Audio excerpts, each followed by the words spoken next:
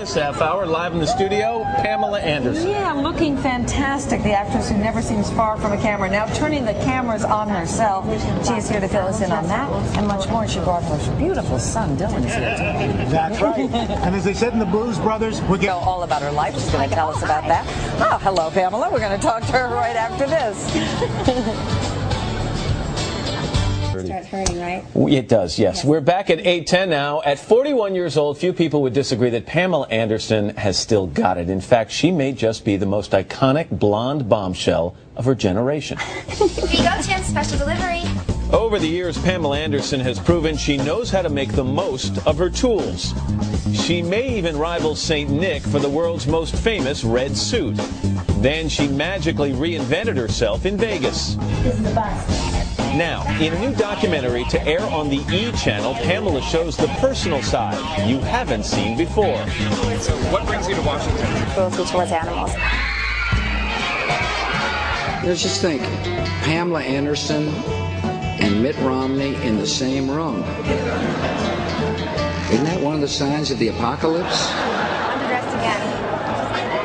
The documentary is called Pam, Girl on the Loose. Pamela Anderson, welcome back. It's nice to see you. Nice to see you. No apocalypse. Hasn't happened. No, It must have been weird to have the president crack a joke about you. Just to say my name is pretty flattering, I think. Yeah, it's pretty fun. The advanced promotion for this show, and they call it like an observational documentary / reality show. Somebody came up with that, yeah. Right. That's Is kind of that we're going to see a side of you that we haven't seen. And there is one. No. Yeah. I've seen some of the photos. I Not a thought lot we of saw all mystery sides. here. No, not a lot of mystery here. What do we see? Well, you know, it just gave me. I was supposed to do this show because I was creating a show in Vegas, and we were going to do the making of this Vegas show. And then I decided not to stay in Vegas, come home, and it's a lot about animal rights, a lot about my travels everywhere, and I don't know what you're really going to see of me. I mean, I live this life every day. But with your guard down, I mean, you're used to having cameras around, but I was a little surprised to find you're doing this because in some ways, the good and the bad, I mean, you open yourself up, for a lot of invasion of privacy again. Well, you know, I jumped into the fire, especially with the E! channel. I'm crazy, right? But I think I was offered to do reality shows since the invention of reality shows, and I always said no, I'd never do it. And then I thought, you know, this is a really unique opportunity to be able to use modern television. This is what people like. This is what's popular now. This is kind of the day and age of television, and to use it to my advantage with animal rights, and get to draw attention to things I think are important. But as someone who's seen the downside of the paparazzi, are you afraid at all that you're feeding the beast in some ways? Keep your enemies closer. Yeah, that's right. Friends close and your enemies closer. Yes. That's not a bad tactic. One of the things you said to the producers, and you're also one of the producers, but no kids. You know, you've got two kids, 12 and 10, Brandon and Dylan, and you said, I'll talk about them, we'll know they're alive, but they will never be seen. No. They were okay with that? The producers? The kids? No, the My producers. kids are wondering why they can't be on it. No, I'm kidding.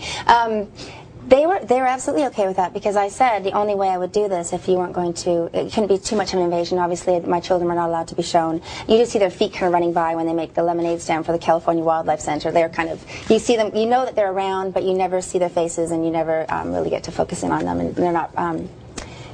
Very rarely, but it's mostly about me traveling and working. Because you said to me on a number of occasions that you are attempting to raise your kids in as normal a fashion as humanly possible, given the circumstances. Exactly. Yes. How do you think you're achieving? How are you doing it? What's your report card? My kids are great. They're doing really well in school. They're great athletes. They're really conscious kids, and and Tommy and I spend as much time as we can. And I don't have a nanny.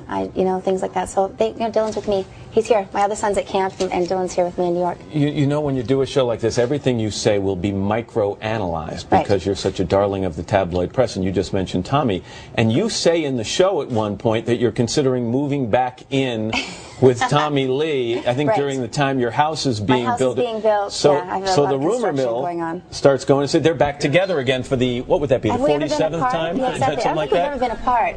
So what's happening there? I don't think we've ever been apart. You know, we love each other. He's fantastic. He's my favorite person, and he's the father of my kids, so that's what's important. We got to stay together. Well, there's a lot of water under the bridge. We're good friends, but we haven't, We'll see what happens. All right, and we are living there. We're staying at his house. He was, nice enough to let us stay there for the summer, and my house is being built, and I'm thinking, God, it kind of feels good here. Can I issue a public apology, too, because I kidded you a lot in the past. You've always told me you have no housekeepers, no nanny, none of that stuff. Right. Well, you do everything yourself at home. And in the show, we learned that that's true, so I apologize. That's okay. Well, no, I've had men in my life that have spoiled me, and when I've lived with people, they've had cooks and maids and things, and I just feel like I like to do it all myself. I prefer. So right now, I am, carpooling, cooking, cleaning, the whole thing. Safety patrol.